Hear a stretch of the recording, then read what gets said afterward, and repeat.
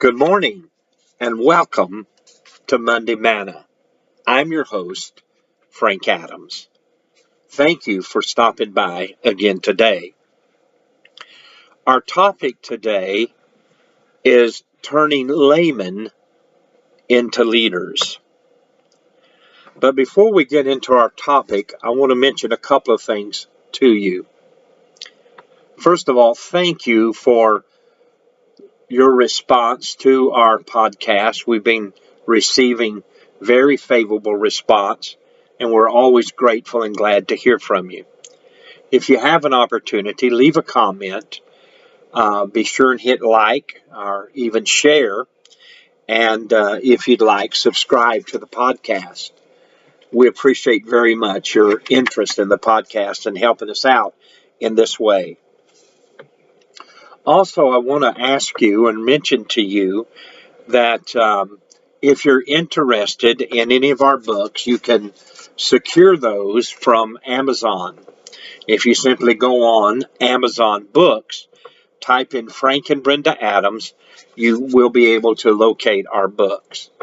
The first book that is available is entitled Leadership, Biblical Truth for a New Generation of Leaders. The second book is 10 Skills Every Leader Should Acquire. And the third book is Money for Ministry.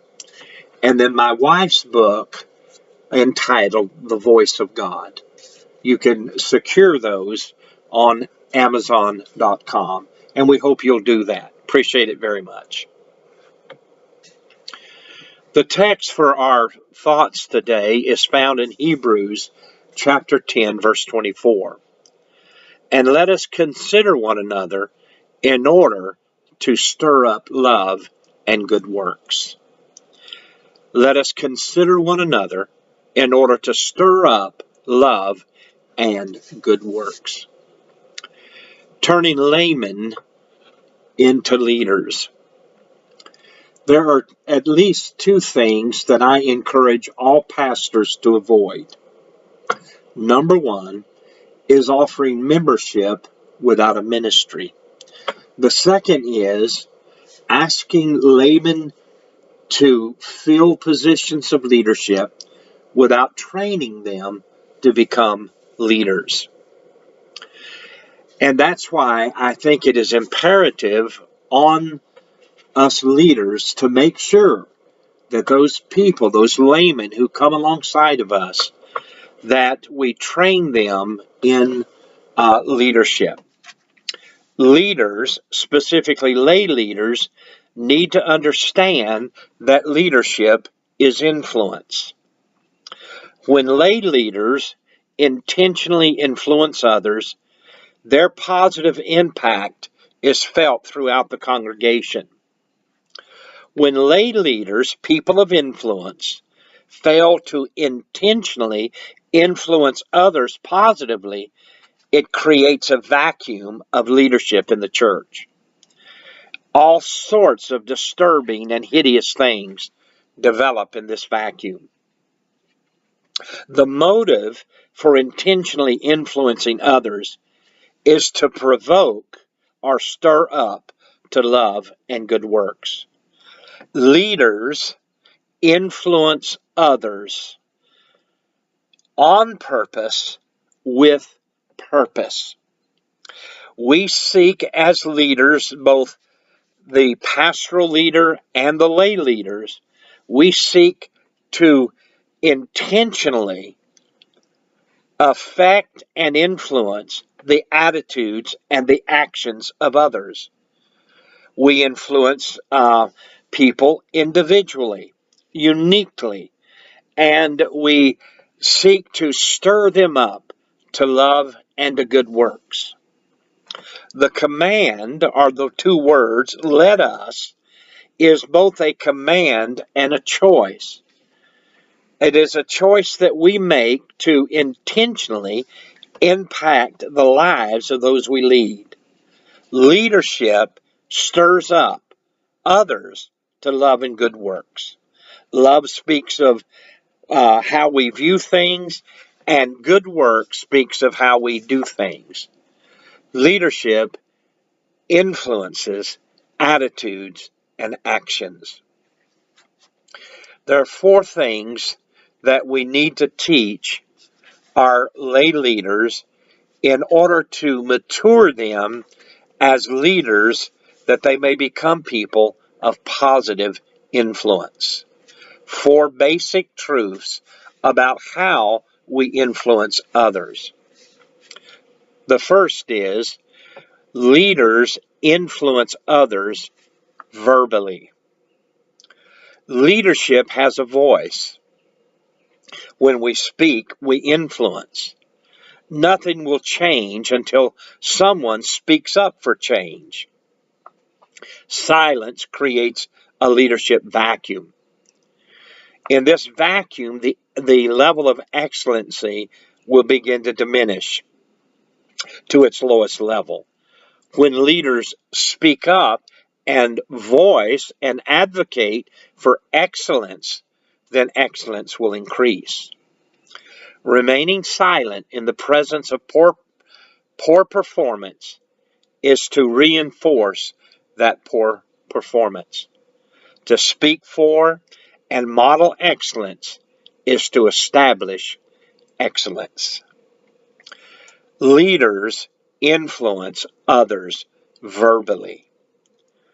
Lay leaders should learn and be encouraged to exercise leadership influence by speaking up.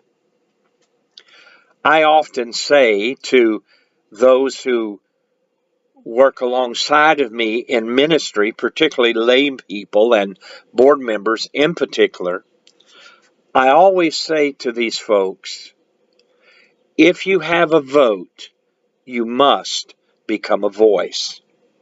In other words, if we're in private meetings discussing direction for the church and agreement is reached, then our work has not been complete. It's just beginning. We must become the preachers of that decision, the voice of those decisions in the congregation. Lay leaders need to learn and be encouraged to exercise leadership by influencing others. Peer influence is more effective than pastoral influence. Lay leaders listen to people to connect and speak in order to direct. So the first reality is leaders influence others verbally. We don't need silent leaders. I'm not sure that there is such a creature as a silent leader. Verbal language creates influence, and influence is leadership. Secondly, leaders influence visually. Leaders lead by example. People follow what they see in their leaders, particularly other lay leaders. What people have heard from their leaders, they must see in their leaders. This gives the leaders credibility. Positive performance by lay leaders will be repeated by those who observe the attitudes and the actions of their leaders. All leaders, lay and otherwise, must be an example worth following. Actions always speak louder than words. Paul encouraged Timothy in 1 Timothy 4:12, be an example to the flock in speech and conduct, in action and in attitude. So not only do we influence others verbally, but we impact and influence others visually. People will do what they see their leaders do.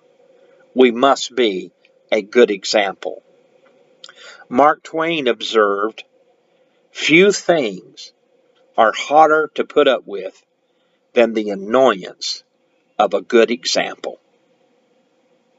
So, two things that we need to train and teach our lay leaders is that they exercise influence and they exercise leadership verbally and visually. Number three, we exercise leadership with our values. Values communicate what really matters. Values say, this is what we stand for. This is who we are. And this is what we're all about. Values create change. Values influence behavior. It inspires actions in others. Values contribute to the organization's success. Values tell everyone what is important to the organization. Values will set priorities and shape decision making. Values give passion. They connect with our emotions. In order to be credible, our values must be biblical. There's an excellent resource that's made available by the Malthus Group. It's a values assessment questionnaire. Very simple form that you can present to your various leadership groups. Have them complete the little questionnaire, and it will show you what are the 5 core values that the people in your organization hold dear. Once you identify those core values, then you can also present that questionnaire to the congregation, and then you will have a broad understanding of what are the core values of your people, your leaders, and your organization. And very simple thing to do, but we lead by values. People learn from what we say and what we do, and they determine what our values are. Values must mean something, and they must lead to something. Values held that don't result in action are merely sentiments and not values. Value impact the heart as well as the head. So, leaders influence verbally, leaders influence visually, leaders influence by values, and number 4, leaders influence with vision. Vision is about tomorrow. Vision is about what could be, what should be, what must be, and not about what has been. Vision is about the future. It is about tomorrow and what impacts today. When Helen Keller was asked, what would be worse than being born blind? She quickly replied, having sight with no vision. Leaders influence others toward a vision of the future. With vision, we're able to seize the future, and with vision, we're able to seize the future. Lay leadership is critical to the success of the local church.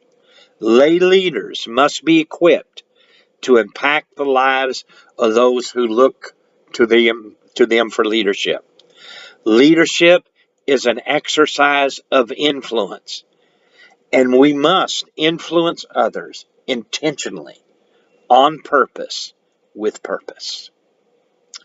And let us consider one another in order to stir up love and good works. Pastor, do yourself and your congregation a favor. Begin to train your lay leaders in the gifts and understanding of what it means to be an influencer upon others. God bless you, and thank you for tuning in today.